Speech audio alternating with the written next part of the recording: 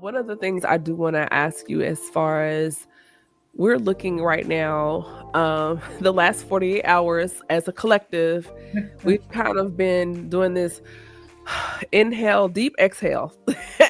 And there's like a Selah that's hit the culture in a way we've never seen before.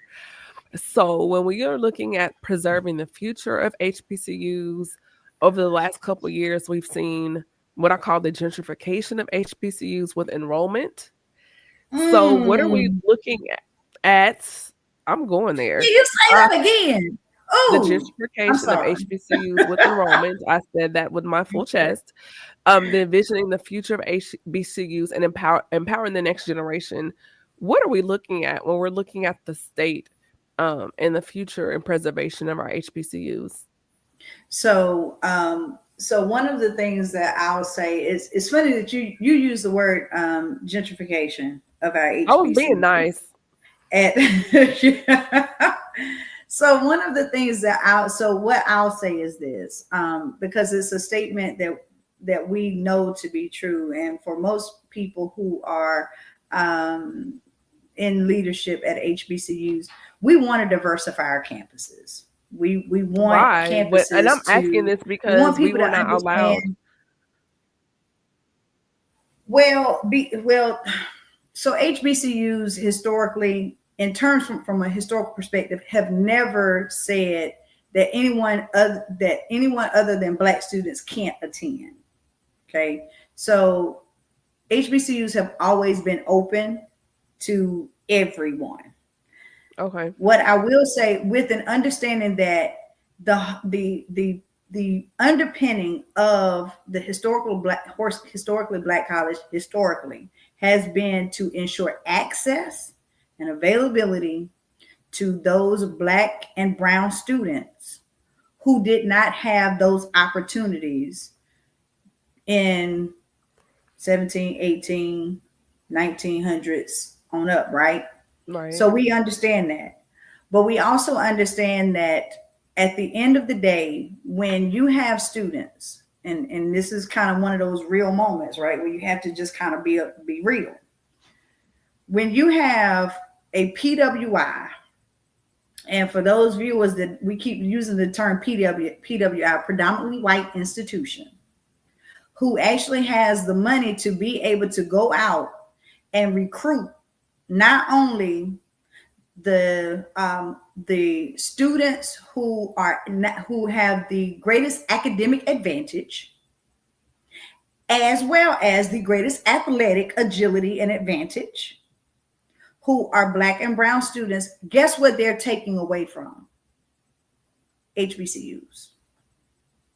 And they came and are coming still for our students. There is a school. I'll go ahead and say it. No, I won't. There is a school in the state of North Carolina that now officially considers itself a minority serving institution because they got to the percentage of black students that they were looking for when I first started there. Oh, we're gonna talk offline because I want to know. Okay. So I'm saying, and I promise I'm going somewhere with this. I promise I am. So they got where they wanted to be off of the backs of the black students that they were able to facilitate coming in. But again, when that happens, you're taking away from that population of students who might necessarily who historically have gone to black colleges and universities. Okay, so for the survival and the viability of institutions, and in particular, small private HBCUs, you have to diversify. You have to. If not, there are not. I'm not going to say there are not enough black students to go around, but most of our institutions are actually going after the same students. So you imagine the Common App, and I'll take the Common Black App as an example. A student can put out applications for any institution that they want to. Let's say that they put it out for 10 HBCUs. Those 10 HBCUs are going to get that same student application, but that student can only go to one school. And then plug into that, let's say, hypothetically, that student goes to a high school where their guidance counselor said, oh, you put this out for 10 schools, but you know what? Why are you even thinking about an HBCU? Why don't you go over here to this school, whatever, or why don't you go to this community college, or why don't you go to the military? Because that's also happening in our school systems, where we have schools, K-12 institutions are actually telling students not to go to HBCUs, right? Mm-hmm. So you have all of these things, all of these influences that are impacting student enrollment. But at the end of the day, you still got a bill you got to pay. And so in order for our schools to, and that's one part of it. The other part is that you do want your students to have a holistic experience. You want them to experience other cultures. You want them to experience other opportunities, because that is the world that we live in. It's not all black, right? The other third part to that, or the third prong, is that you also want to invite other people into your space so that they learn how to respect the culture. They learn how to respect the space. They learn how to respect, right? That assimilation into the everyday culture is what we do anyways.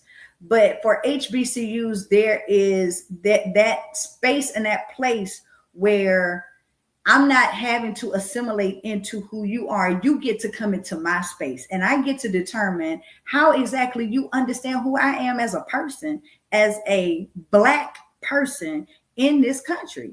And if you don't want to understand that, then you go somewhere else. But at least it's a way to also create those opportunities for engagement, and to expand our objectives of hopefully people understanding what it is that makes our schools unique, makes us who we are as people, and that we are not one type or way, but that we are very diverse our own selves as Black people, and that we want to be able to have that to that understand.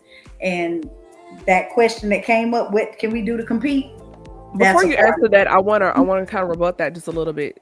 Yeah. So yeah. I hear what you're saying, Dr. Wilks, but I kind of want to play devil's advocate with this for a moment, only because I do understand what you're saying. However, they can still come to the schools, play in the band, gentrify the D9, and turn around, vote another way, and still won't hire you. Number two,